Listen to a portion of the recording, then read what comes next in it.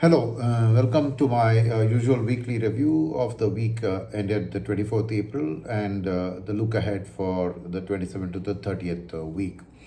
Well, if you look at superficially the numbers, the Nifty was down about 2%. The mid cap index was down about less than 1%, but the small cap and micro cap were actually flat to mildly positive.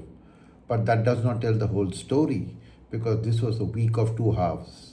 Till Wednesday, the whole situation was one of a market which had come to terms with the war situation, and there was an anticipation that a ceasefire would follow through with an end to the war. But Thursday and Friday dramatically reversed that thought process, with oil prices spiking to back to $105. FIS, who had dropped their selling down to 1,000, 2,000 crores, suddenly in Thursday and Friday sold 11,000 crores. DIS did their best to cushion it. On Friday, they bought about 4,500 crores, but the market really tanked on Thursday and Friday for another reason, which was that the IT result of Infosys and the guidance of a few other IT companies meant that there was sudden realization that the AI impact was not being handled well by the IT industry, and the whole industry got a sell off of almost 5%, more than 5% on Friday. So, this cumulative impact was there. Now, you'll be wondering why in this the mid and small cap and the micro caps haven't done so badly. Well, that again accounts for the fact that the first 3 days they actually rallied a lot, and the reason for the rally was a strong revival in retail sentiment in the market, in addition to FIS selling coming down. I'm talking about the Monday to Wednesday. And what corroborates this is that if you look at it, the advanced decline ratios. The advanced decline ratio, which started well above 1 in the 1.25 at the beginning of the week, right, which meant that most of the stocks were up advances versus declines. Suddenly, you saw by the end of the week had sharply collapsed to 0.25, which means a quarter of the stocks, so more than 75% of stocks were selling. So this change in the retail mood, which was a reason again was the same as oil price hike and the disheartening IT on the Thursday and Friday, led to a massive sell-off. But the sell-off, though it was strong in micro caps and small caps, also did not wipe out all the gains. So it's a very misleading set of numbers, actually, the whole market. And if you look at the sentiment from the F&O market, you can see that both the put call ratios and the advanced decline dramatically changed from mildly positive at the beginning of the week to very bearish sentiment by the end of the week. So all in all, the ending of the week was not great. And what about the week ahead now? The week ahead is a very, very intense week. First is, how does the war situation progress? Right now, it's not looking good. Oil prices are still at 106, but one can never say because Mr. Trump says that Iran has sent a proposal which has declined. So, whatever it is, there is a hope that something could happen. So, that's an event that we wait for. Second issue is that there's about 200 companies who are going to report earnings next week.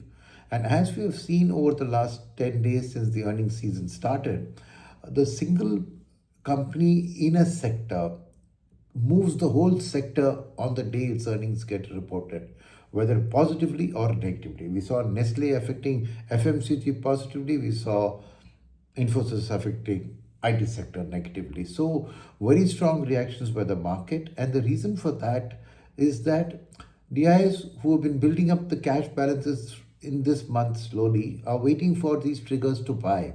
And so when you get a clue that one particular company in a sector is kind of giving either a positive or negative, you are keen to rush and act on it before the other companies report it, right? So it's a little bit of you're trying to act based on that signal and get in ahead of the curve.